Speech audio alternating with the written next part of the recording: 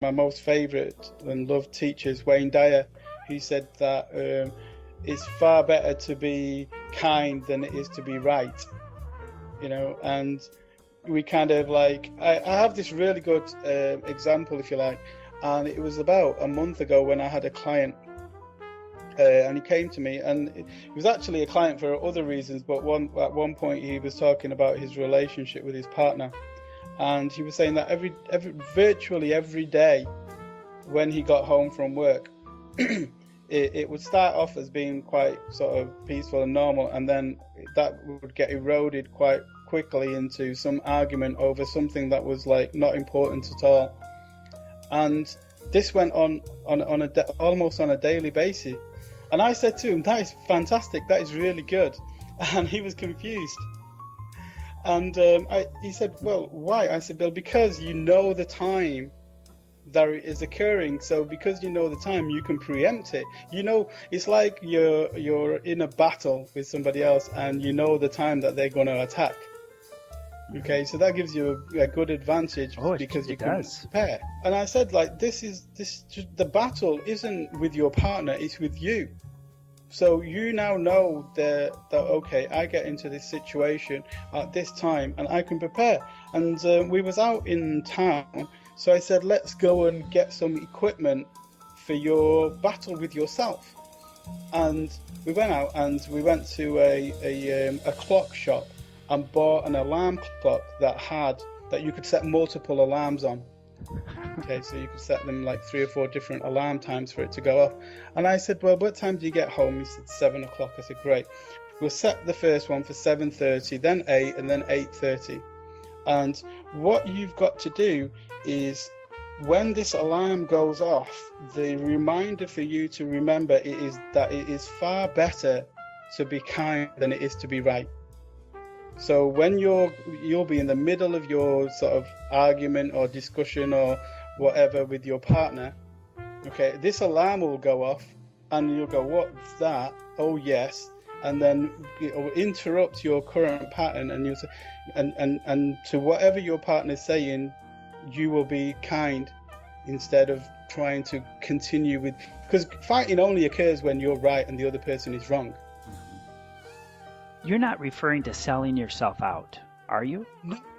No, I'm not, because if in the conversation, if you actually step out of the environment and out of that battle and you ask the person, well, would you have rather have been kind versus being right? And they almost always say kind.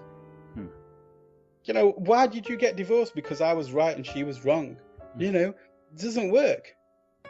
It's like when you step out of these situations, when you're not in the situation itself and you step out and you're having a relaxing conversation with somebody who's not involved in that situation, you say to them, do you love your wife? Yes. Well, would you rather be kind to her or rather beat her up with a stick with the word right written on it? That's pretty aggressive thought. It gets your attention. Yeah, it does, because you know what? Our words do whip people around. And and most all of us would be in prison. A matter of fact, we already are. Yes. We already are in prison. We are. This is like going back to this guy. Sorry. And so I said to him, okay, take this, and he said, well, if I take this alarm clock home and stick it on the mantelpiece, then my wife will say, what's that about? And and it'll be going off, and she'll be like asking me what that is about. And I said to him, no, this is not a secret. We're not doing anything in secret. Tell her. You say, well, what happens to me is that I get into this stupid habit of coming home and getting into this argument or fight with you when I really don't want to, because I love you. So what I bought is a tool to help me get out of that. This is something all of our listeners can take part in. Absolutely. They can go purchase some type of a little alarm or set their own alarms on their mobile phones, vibrate and this type of thing. Which is excellent. I mean, mobile phones, I love mobile phones because they provide us with this really interruptive ability, that we can carry around with us. So you consciously prepare for an interruption beforehand. And then you set a mechanism in order to interrupt you during the process. Yes. To bring consciousness back. Absolutely. Into that situation. You are a very creative coach. Thank you. I've learned from many others. That's where it is. Kind of like take a bit of a lateral view of this scenario, then you can see that in some ways it's also a little bit childish, isn't it? It's good because it brings back that old notion of, let's get back to being a little bit childish with this. It's kind of, my life is going a bit crazy. I don't understand this. So let's throw some childishness in there. And as you said at the very beginning, don't be childish. On the contrary, sometimes people have this daydream, and they have a kind of daydream, if only I could go back to when I was like, such and such an age or something. And I kind of say to them, well, you only really have that notion with the kind of expectation that you take today's knowledge back and wisdom back at that time. If you actually did go back and lost that knowledge and wisdom, you just do the same as what you did before. Right? Most definitely. So from an adult perspective, we have this fabulous, absolutely fabulous kind of ability now to bring childishness or being childlike from our youth and merge it with the wisdom that we've gained from our current point in life, and bring those two together so we can do all of the things that we kind of were told not to do when we were a child and stuff, with the wisdom and kind of experience that we have got today. What a forge. Childlike and wisdom. Absolutely. And that's one of the keys. I mean, I have keys to freedom, and that's one of the keys to freedom, to grab that childishness, okay, and introduce it. Because what we don't want to do is, we don't want to give other people a trauma either by suddenly, turning up completely different to what we were the day before. Okay, because that will give them a trauma, and we don't want to do. This is more like returning to an original state of spontaneity, of accessing your creativity, the freedom to embrace the unknown without having to have a defined answer for everything. Absolutely. It's coming back to a state of flexibility as opposed to being rigid. Yeah, absolutely. It is. And that, one of the kind of concerns that people have from my experiences is that if they take these layers off, their concern is that once they take the final, whatever that layer is, that there's nothing underneath it. And so to avoid taking, it's like the, pass the parcel game that you play as a child, and you've got multiply wrapped paper around a parcel, and when the music stops, the person who holds it can take off the next wrapper. Okay. And it's kind of like a game like that, where we take the wrappers off for ourselves, but their assumption is that underneath there's no present. Okay, it's just going to be an empty box, and it'll be so disappointing. And yet, in fact, everything is underneath. It's not even just your own life, but the whole of like creation. Everything is underneath all of those. It's not nothing. It's everything, and in some senses, that is even frightening as well. Maybe frightening, but what a nice thing to share. Indeed. So Cal, I understand the beliefs of other people, and when we turn on the television today, if we're fortunate enough, it's on the television, or in some of our lives, it's live. There's so much tension based on the beliefs of other people, and as you said, there's a righteousness that people are embracing. So how do you embrace the beliefs of other people and still maintain and hold your own? Well, the notion is that, and the kind of like, this is kind of one of them cult sort of questions, is that the truth is out there.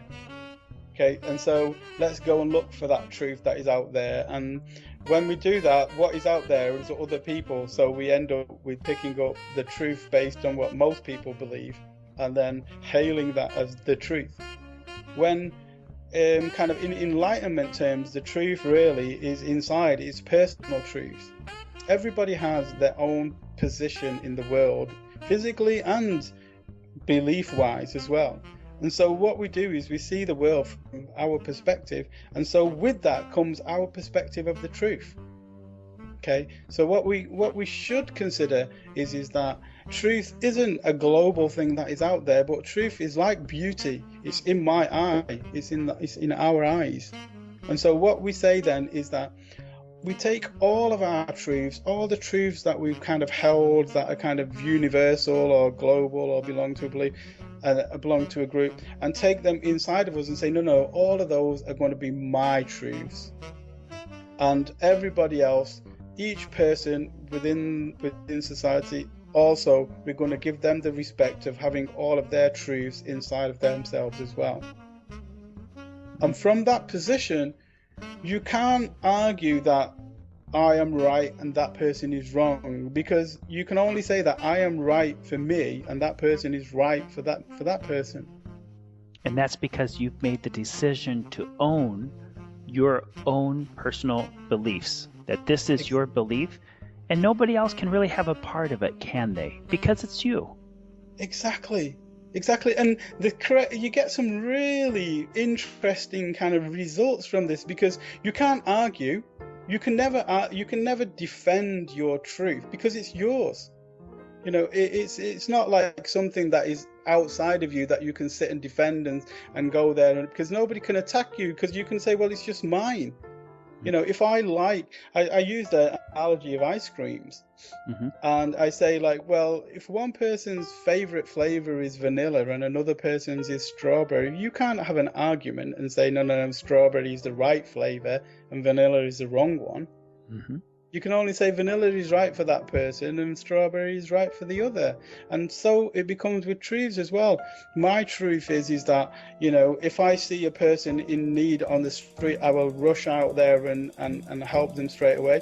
And another person will say, well, if I see a person in the street, there's people in society to help them and it's not my job to do it. And that person is right for that person and I'm right for me. So we're evolving, and we are in archaeological expedition to recover and uncover the element of freedom. And I see this pillar emerging, and my goodness, the girth of this pillar is incredible. It is meant to support a lot of weight. So as we continue to uncover this pillar of freedom, is there some homework that you would like to give our listeners? I believe you mentioned something about clocks or something to break the habits. Yeah, that is a really fun way. With today's mobile phones, you can set multiple alarms on them. And what I do with my phone is that I've got like about 6 alarms that I set throughout the day. And each alarm has a reminder with it. For instance, there's a 2 o'clock alarm, which takes Stephen Covey's idea of put first things first. Okay, so at 2 o'clock every day, that alarm will either buzz in my phone or it'll just jingle, and it'll remind me I must put first things first. Because we don't. We put other things first. We put second things first and third things first. So I have a notion already, because I've done some work, and I have a notion that these are the things that are important to me. You know, to be honest with people, to be that kind of a person. And so those are the first things for me. So that when that alarm goes off, I look at my current activity, what am I doing, what am I engaged in, and put the first things, the important things to me first. Because the whole world is based on the notion, you know, it's forget your authenticity. Belong to the group, do things that are a part of your tribe, do behaviors that are socially acceptable, do all of that kind of stuff. Be kind of normal, be average. That is the message of the world, and it's sung to us continuously by everything that is going on in the world. Right? By TV, by newspapers, by, you know, the work people that we meet in the streets and so on. It's sung to us by everyone to be normal. Don't be weird. Don't be strange. Don't be odd. Don't be mysterious. You know. I love being mysterious. I think mystery is one of the great secrets of life, and it's like completely and utterly decimated. Nobody's mysterious anymore. Well, see, yeah, and that's not being aloof, is it? No. No.